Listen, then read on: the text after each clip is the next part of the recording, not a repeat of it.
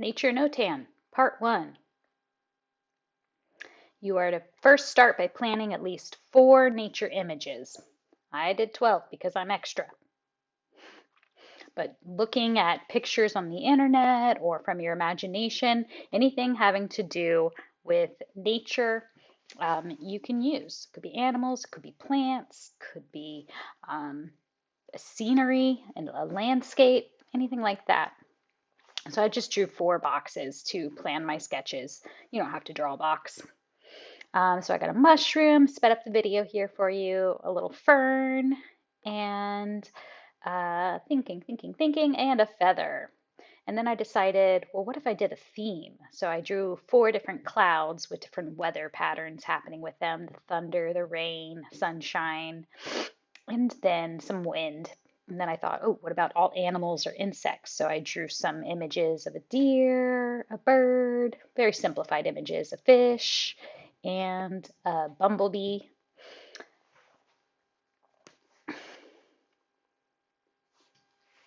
And then we need to draw our square.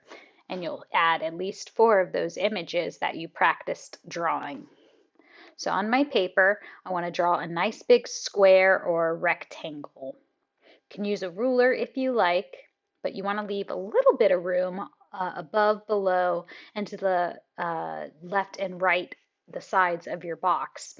Not a lot. Your box should be drawn pretty big. It shouldn't be this tiny little shape in the middle of your paper. So if you were in class, you saw the example on the screen. Otherwise, you can see here. And so I have my box, and there's roughly 2 to 3 inches around my box. It's not quite even. The top has a little less, and the bottom has more, but that's all right. But it's nice and big. And now my box has 4 sides, so you should, and like I said, you should be drawing at least 4 images. So on each side of your box should be 1 of your images. So putting my mushroom over here and using the sides of the box as my line of symmetry. So what's drawn on one side is drawn on the other. Try to make it as symmetrical as you can. So I got a mushroom with 2 little baby mushrooms, my mountains. I'm going to put some dots. You can put some limited details. Thought I was going to do a feather, but changed my mind. I didn't like it. Went ahead with the deer head. Went ahead with the deer head. Draw my antlers. So I kind of find it easier to do things at the same time to make it symmetrical. My mountains are going to be a mirror image down there. And it was a little hard for me to draw the like snow cap part, so I had to flip my paper. That made it a little easier. Same thing I'm doing with my clouds. I had to flip my paper. And slowing it back down as I add some finishing details here. But you can see what I'm doing here is I'm adding more snow caps and kind of leaving a gap between the two so I can create a sort of fake outline, which I'm going to do with all of my shapes.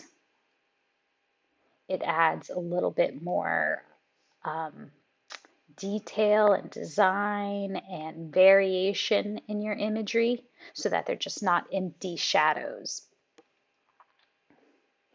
And it might be a little bit more clear how this will look once we start coloring. But for now, just keep your details very, very limited. Okay, and I am going to include the eyes, but I'm going to go ahead and speed it up just a little bit from here.